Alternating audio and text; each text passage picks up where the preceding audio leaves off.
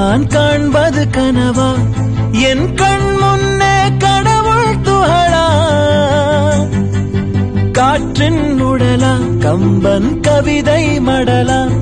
இவள் தென்னாட்டின் நான்காம் கடலா சிலிகான்